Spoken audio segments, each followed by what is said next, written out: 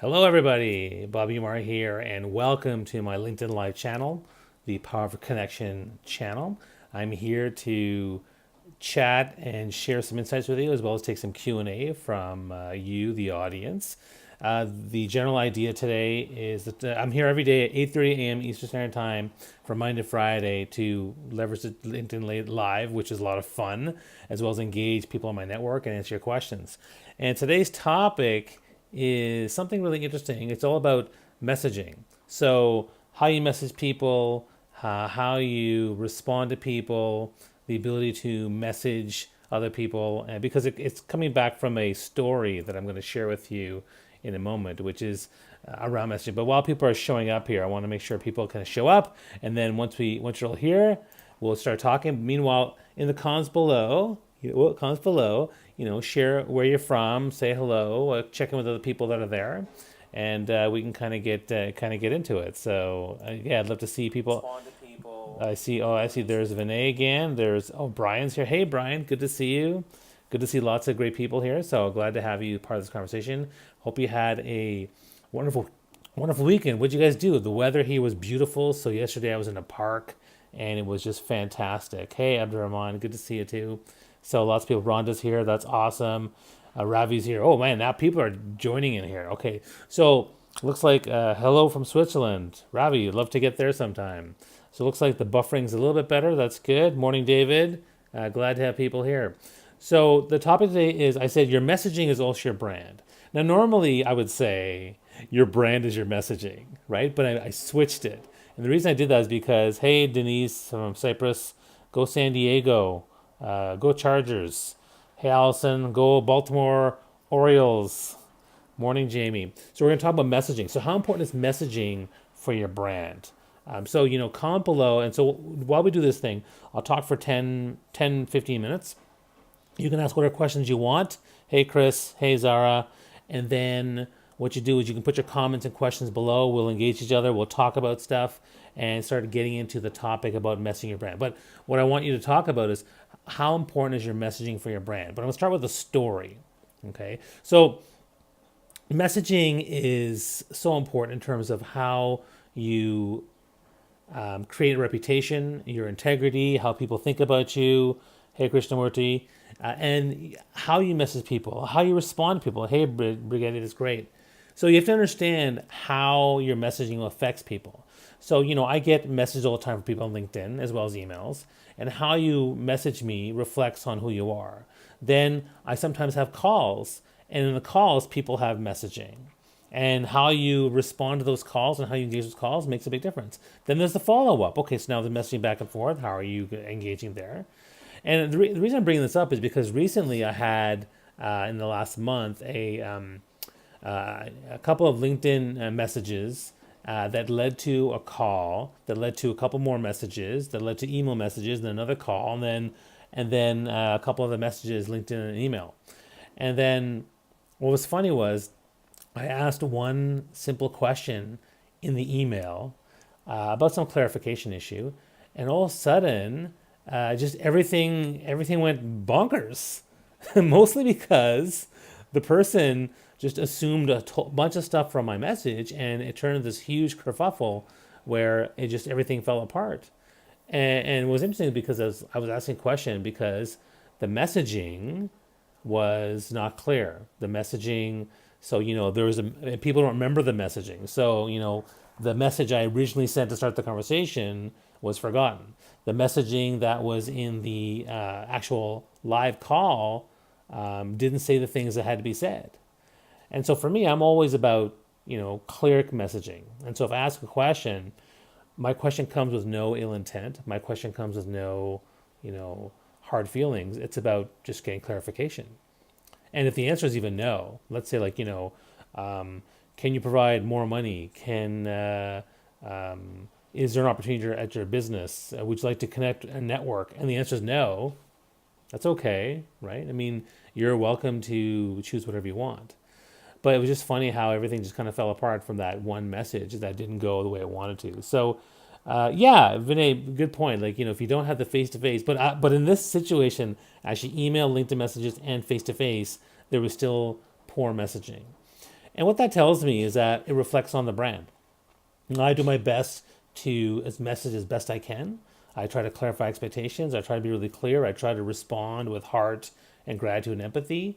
And so hopefully that brand will reflect on my messaging. The other thing that people know about me is that I'm typically quite responsive, especially with email and text messages. Maybe not some other ones. I mean, again, if you tweet me and I don't respond, or you LinkedIn message me and I don't respond, you can always email me. My information's everywhere. So if you feel bad about me not messaging you, fine. But just email me or text me or WhatsApp me, and I'm actually pretty good about that kind of stuff. So hopefully my brand is one of responsiveness, thoughtfulness, details, clarity, and things like that.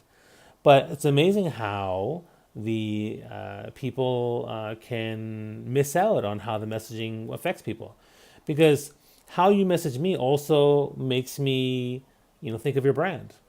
Let's say you respond always late every week. I send you a message, you respond a week later. Your brand is, well, this person is not really responsive. If you respond with curt responses, even how you're engaging in these comments below, right? How are you engaging? Vinay, already you have a brand of, putting in tons of great comments that add value to the discussion, which is great. I think that's good, right? If you just good, great, okay. And sometimes I'm guilty of that too.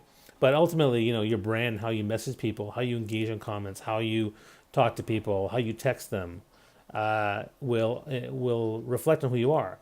I'll tell you another story of a messaging one, which is, it's really interesting. This person was very passionate and really wanted to connect with me and wanted to work with me and want to collaborate. But all their emails and messages were just so full of convoluted metaphors and stuff that they were saying that I didn't really understand what they meant. And I just kind of said, hey, can you just clarify for me what exactly is the business proposition without all the colorful language? And, what is the monetary compensation? What's your expectations? Just be clear. And they couldn't do it for me. They just couldn't do me. Bobby, can I call you 3 a.m.? No. Actually, sorry. I take that back. Ahmad, you can call me 3 a.m. I just won't answer. Although I did get up at 4:15 this morning, which is interesting. But sorry, that made me laugh. So going back to this person, they kept sending me messages, and then they added me on a WhatsApp groups, and I was like, holy cow, I can't even understand what we're doing and why we're doing this project without even having the clarification that I want. And to this day, he still hasn't responded in a way that is clear to me. He sends me all these cryptic messages, and it's like, okay, what am I supposed to do here? At a certain point, and I'm trying really hard to say, what is the objective? What are we doing? I want to talk to you on a phone, and in order for us to have this engagement, so I understand who you are and what you're all about. And the person seems very passionate. They seem to be having a really great cause, but they're not clear on what they want to do. And Zara makes a really great question. How can I keep up with all the messaging comments daily? That's a good point. I mean, to be honest, I'll be very frank. I have used automation. I have used virtual assistants. It's a common thing. The truth is, if you have enough engagement and connection, particularly people sending you personal messages, you have to build systems to respond to that kind of stuff. Otherwise, you have to find a way to make it work for you. The other thing to keep in mind too is that do it in chunks, right? You spend 2 hours responding to all the messages. So, for example, in my LinkedIn inbox, I've looked at nothing since Thursday. I was here Friday doing my daily post, but I didn't actually respond, and that's okay. You can't worry about it, people's messages and their expectations on you, right? You set your own expectations on how you want to respond. I will respond to them today and tomorrow, but I can't be worried about dealing with every single message or dealing with the expectation that, well, Bob, you didn't respond to me, so that's a problem. The truth is, if it's a big opportunity, if they really value your connection, they will value and they'll wait for your response. I mean, if I want to get in touch with Gary Vaynerchuk or Bill Gates or Michelle Obama, and you didn't respond to my LinkedIn messages or my tweets, what's wrong with you? No, they're probably very busy people, and that's fine. I get that. But going back to Zara's question about messaging, sometimes it's impossible to keep up. And you look at people like influencers like Gary Vaynerchuk, or even Oleg Vishnopolsky. They have thousands and thousands and thousands of messages, and they can't respond to everything. Now, I'm getting in the hundreds now, so I'm finding the point where I don't think I can respond to every comment, and I may not be able to get to every LinkedIn message. I do my best. I'm actually pretty good at it, particularly the messages. But there's going to be a point where I can't keep up if the influence gets up. Perfect example is Twitter. So Twitter, I have 450,000 followers, and I get tweets all the time. I get direct messages all the time. Some DMs are missed. Some tweets are missed. It's just impossible for me to keep up.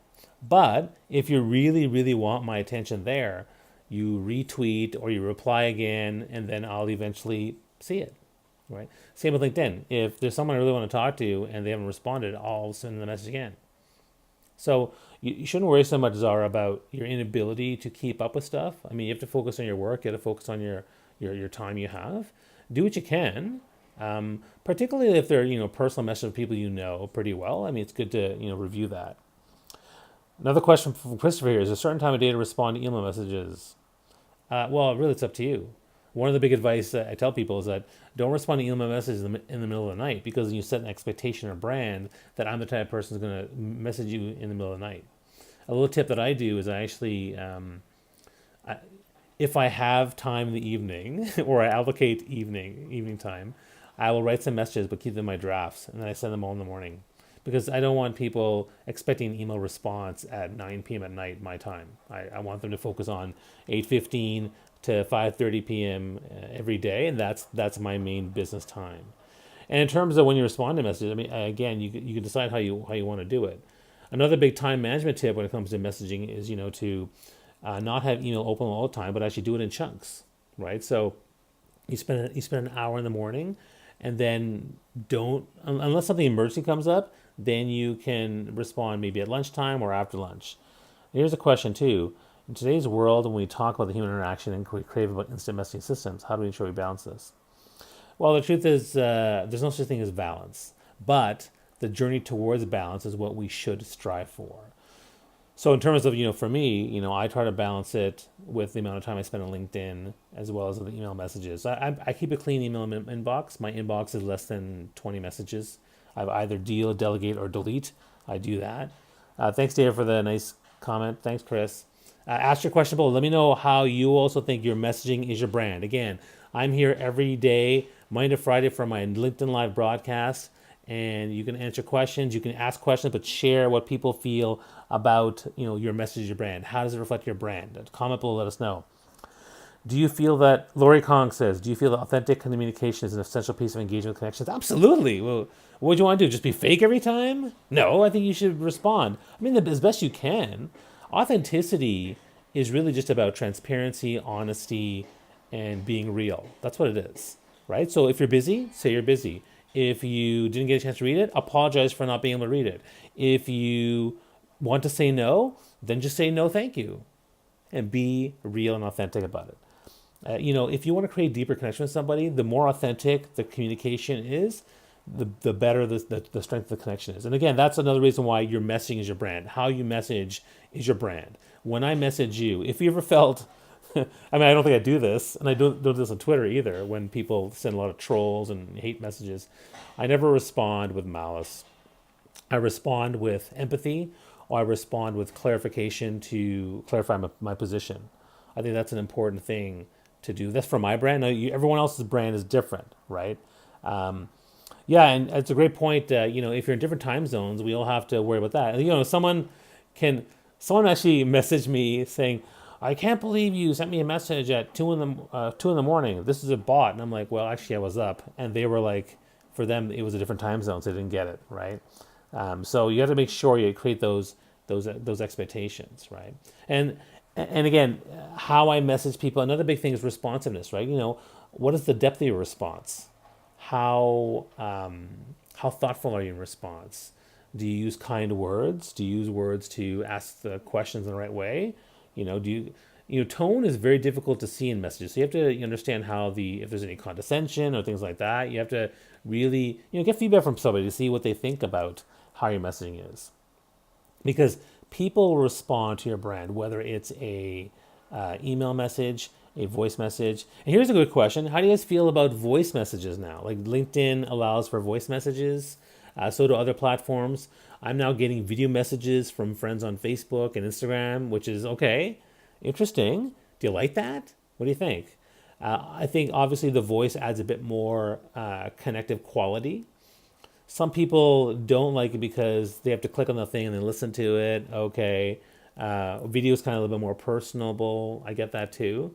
But then with the text, you can quickly read it and you grasp the summary. So that's an interesting thing to kind of think about in terms of what you think is best, because it will vary from person to person. I kind of like the voice messages. You hear someone's voice, their tone really makes a big difference. Yeah, exactly. The tone really makes a big difference. There's also the words you use, right? Every message. When I used to teach GMAT, I would teach about how to understand tone and language. So, is there a negative tone, a positive tone? It usually comes down to the adjectives, right? So, and certain words have an emotional bias to them. So, for example, if I use the word ridiculous in an email or a message, already that has a negative tone. Right? You can't get around that. You can't get around from that. You could say, well, this is concerning, right? Or you could say this is outrageous. I'm upset, or I'm disappointed. I'm devastated. I'm crushed. Certain words have different types of emotional content behind them, right? So that's something you have to keep in mind. Now I see some people are saying WhatsApp, they do voice messages. Yeah, again, I get voice message everywhere. Every platform's different, and people take longer to get used to how they do it, right? Yeah, and there's the idea, like, when do you finally get on the call? I mean, in my mind, as long as I know what the call's about, I'll hop on the call, right? People message me all the time, like they message me for coffees and pick my brain and all that kind of stuff. I don't have time for all that, so I say, look, you can engage in my comments, you can ask me questions and ask my network, maybe be part of it, and that might be something that will be part of what we're trying to do. But for the most part, I can't respond to all that kind of stuff. But I do love calls with the right people, but only the right people. I definitely have a filter in mind for if I want to get on a call, but I do recognize the importance of calls, because here's a little stat for you. A 5-minute call is the equivalent of 3 to 7 email messages over 3 weeks, right? Yeah, thanks for the background. So we just did. I should actually do this a little closer. So we just added some new photos of my family. So we used to just have. Let's go. How do I just say? Whoa, there we go. Okay. So we used to have just the one photo, the family photo, but now we added this one here, or the middle one, and now we have the progression of all my family photos from when my son was born all the way to, God, the camera thing's hard to do. So you can kind of see all that. So I appreciate the kind words about about my photos. I do that on purpose, actually. I find for me that's a bit of it's a personal connection. Chris is asking, do I host workshops on messaging and branding? Yes, I do. I mean, part of DYPB, if you look at the links below, if you need more support on work, right, you look below, need help with, you want to hire me as a speaker, you want to help speaker training, there's links below.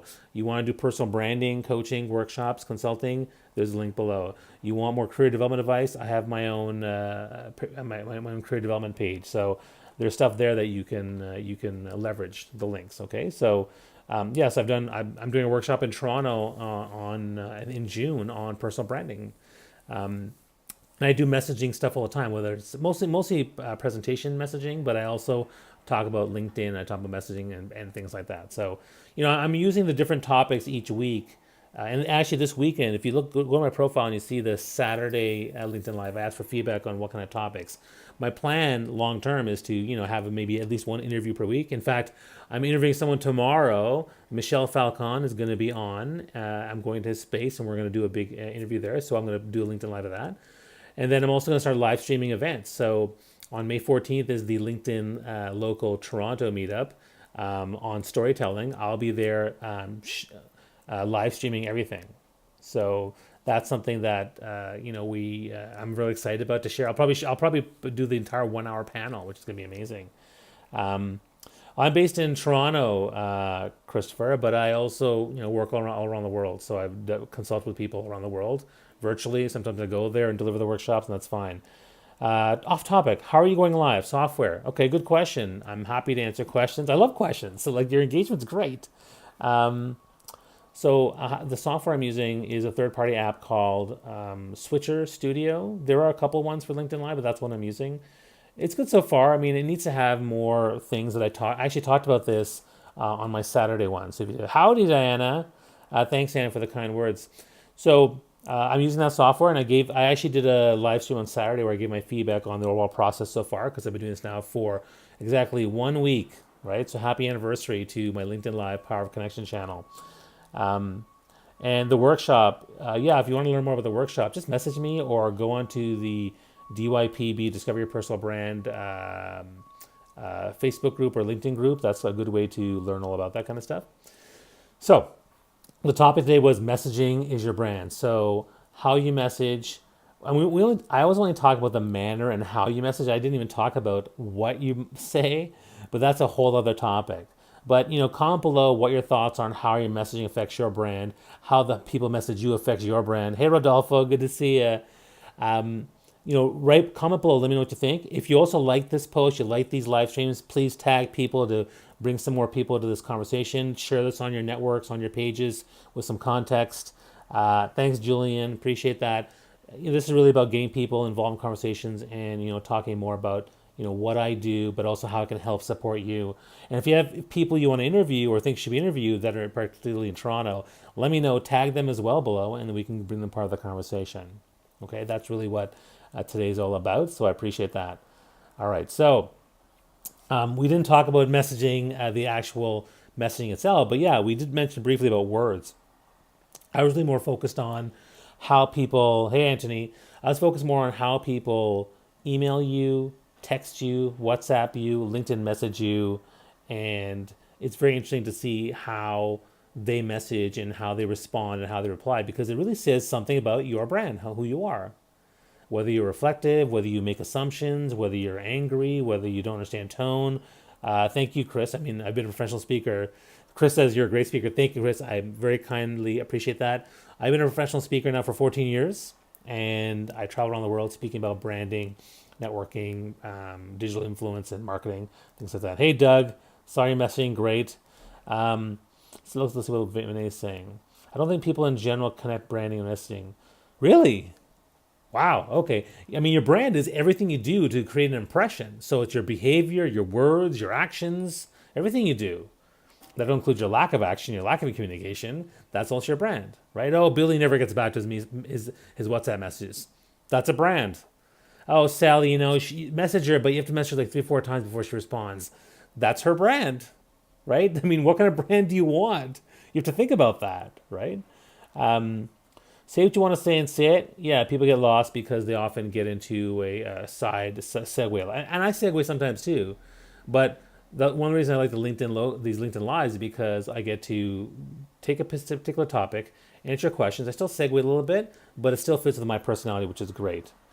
Vinay says, I also think how we think in our head leads to how we speak and write. Yeah, for sure.